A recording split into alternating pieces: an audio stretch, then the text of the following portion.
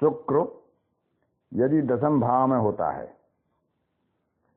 तो उसके फल मिश्रित होते हैं। यदि वह अपनी राशि का होगा या उच्च राशि का होगा तो मालव्य नामक पंच महापुरुष योग का निर्माण करेगा, राजयोग प्रदान करेगा, सज्जनों से उसकी मित्रता होगी, वह धन धान्य से युक्त होगा, शुद्ध हृदय, सद्विचार वाला, राज्य पक्ष में सेवा करने वाला, पद प्रतिष्ठा का प्राप्त करने वाला, स्त्रियों के प्रति प्रेम करने वाला।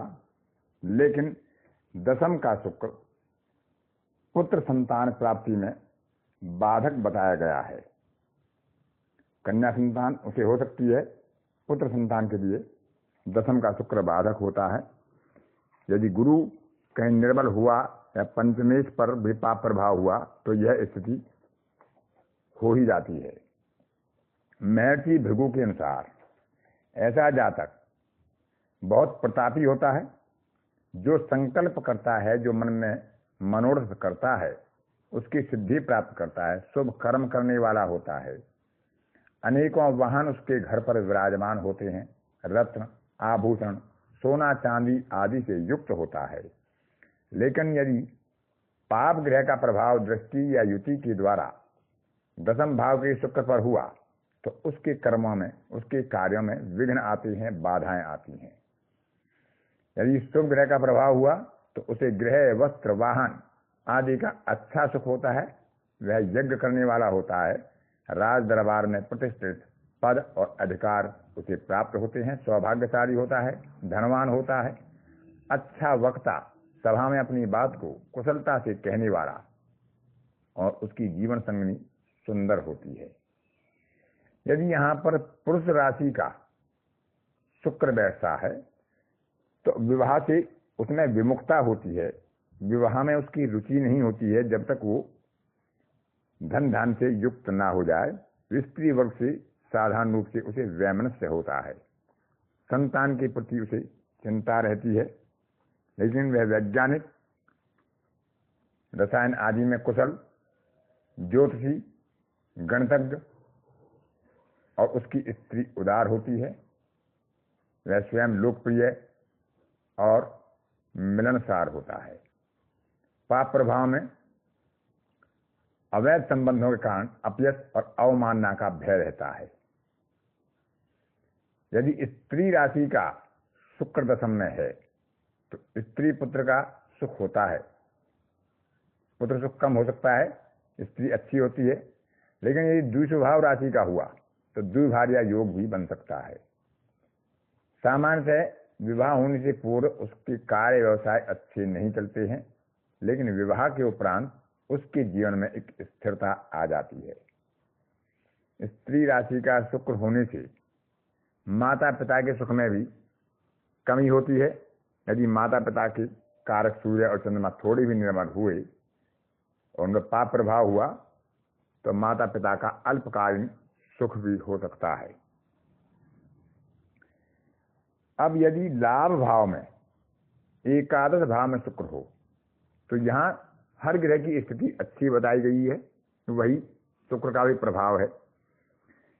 यदि यहाँ पर अपनी राशि का, मित्र राशि का या उच्च राशि का होगा तो जातक को धन धान से सुखी करेगा, उसे गुणवान बनाएगा, यश प्रतिष्ठा और कीर्ति का लाभ प्राप्त होगा, ऐश्वर्यवान, उदार प्रवृत्ति, वाणी में कौशल, सभा में चतुराई से अपनी बात को कहने वाला, कला, गीत, संगीत, काव्य आदि में उसकी रुचि होती है। यदि पापयुक्त होगा तो उसके लाभ या धन लाभ या कार्य अनैतिक कार्यों से हो सकते हैं। महर्षि भृगु कहते हैं कि ऐसा जातक विद्वान होगा, धनवान होगा, भूमि से लाभ करने वाला, अचल संपत्ति का स्वामी होगा, दयालु और उदार प्रवृत्ति, दिव्य देह का स्वामी, अर्थात उसकी शारीरिक आकर्षणता अच्छी रहेगी, धन कनक समृद्धि, धन धान्य और सोना चांदी आदि से उसकी समृद्धि प्राप्त होगी। यदि पाप ग्रह का प्रभाव उस पर हुआ तो वह धन कमाने के लिए अनैतिक कार्यों का सहारा ले सकता है। यदि यहाँ पर नीच राशि का शुक्र हुआ और अष्टमेश का उस पर प्रभाव हुआ तो उपरोक्त फलों में, शुभ फलों में कमी आ जाती है। ज्योतिषकारों का ऐसा मानना है कि यदि निम्न वर्ग में, छोटे परिवार में या गरीब परिवार में कोई जातक पैदा होता है, उसका शुक्र दशम का होता है, तो उसका भाग्योदय 22 वर्ष से ही हो जाता है। यदि उच्च वर्ग में, कुलीन परिवार में, धनी परिवार में जातक पैदा होता है, दशम का शुक्र होता है, तो उसका भाग्योदय 32 वर्ष से प्रारंभ होता है। एकादश भाव में यदि पुरुष राशि का शुक्र होगा तो पुत्र संख्या कम और कन्या संतान अधिक, ऐसी संभावना रहती है। लेकिन यदि मेष, सिंह या धनु यानी अग्नि राशि का शुक्र 11वें भाव में हुआ तो पुत्र सुख में कमी रहती है, पुत्र नहीं होते हैं या फिर पुत्र अल्पायु होते हैं। यदि गुरु कहीं कमजोर हुआ पंचम, क्योंकि पंचम भाव पर इसकी यहाँ से दृष्टि पड़ती है, या पंचम भाव में भी पुरुष राशि ही होती है। यदि यह स्त्री राशि का होकर एकादश भाव में बैठता है तो कन्या संतान कम और पुत्र संतान की अधिकता होती है। यह भी वृष, कन्या और मकर में। यदि कर्क, वृश्चिक और मीन का होकर यहां पर शुक्र बैठता है तो संतान प्राप्ति में बाधा पैदा करता है या केवल कन्या संतान की अधिकता प्रदान करता है। इसके अतिरिक्त हम पंचमेश और कारक का भी प्रभाव देखेंगे। अकेले शुक्र पर हम ऐसा नहीं कह सकते, लेकिन शुक्र यदि यहां हुआ और भावेश और भाव के कारक कमजोर हुए तो यह फल प्रभावी हो जाते हैं। उस पर शुभ प्रभाव है तो फल में शुभता बढ़ेगी, पाप प्रभाव है तो शुभ फलों में कमी आ जाएगी। वह पाप कर्त्री है, शुभ कर्त्री है, किस राशि में है, यह भी विचार करना होता है। किन राशि में स्वामी होकर 11वें भाव में वह बैठता है, पंचम भाव पर की दृष्टि जाती है। यदि 12वें भाव में जो व्यय का भाव है वहां पर शुक्र बैठता है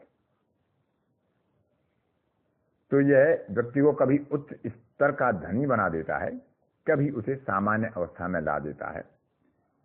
लेकिन व्यवहार में पाया गया है कि अधिकांश 12वें का शुक्र व्यक्ति को धनी ही बनाता है। कफ प्रवृत्ति होती है, अर्थात कफ की उसके शरीर में अधिकता होती है पित्त की अपेक्षा। नेत्रों का कारक भी है, यदि उस पर पाप प्रभाव हुआ तो नेत्रों में पीड़ा होती है। शुभ कार्यों में वह रत रहता है, लेकिन अपने मित्र वर्ग से उसका वैर विरोध संभव है। भोग करने में उसकी प्रवृत्ति होती है, व्ययशील होता है। और यदि पाप प्रभाव थोड़ा भी हुआ और द्वितीय कहीं पीड़ित हुआ तो वह मिथ्याभाषी हो सकता है। महर्षि भृगु के अनुसार यदि वह शुभ ग्रह से युक्त होकर या शुभ ग्रह की दृष्टि में होकर द्वादश भाव में बैठेगा शुक्र तो जातक अत्यधिक धनवान होता है। यदि उस पर पाप ग्रह का प्रभाव हुआ, युति या दृष्टि हुई, तो वह दरिद्र होता है, अनेकों विषयों में आसक्त होता है, लोभी होता है और अपने जीवन के अंत में नरक जैसे लोकों में उसका निवास होता है। लेकिन शुभ ग्रहों के प्रभाव में होगा तो उसे अच्छा सैया सुख मिलता है, अच्छे सुख प्राप्त होते हैं और जीवन के बाद शुभ लोगों की प्राप्ति होती है। अच्छे लोक में उसका, स्वर्गलोक आदि में उसका गमन होता है। इसमें हमें यह भी देखना होता है कि वह किन भावों का स्वामी होकर द्वादश में बैठता है। यदि अग्नि तत्व की राशि में शुक्र 12वें भाव में बैठता है, मेष, सिंह और धनु में, तो उसकी स्त्री कलह प्रिया होती है, उग्र स्वभाव होती है और जीवन के सुखों में कमी लाती है अपनी कलह के कारण।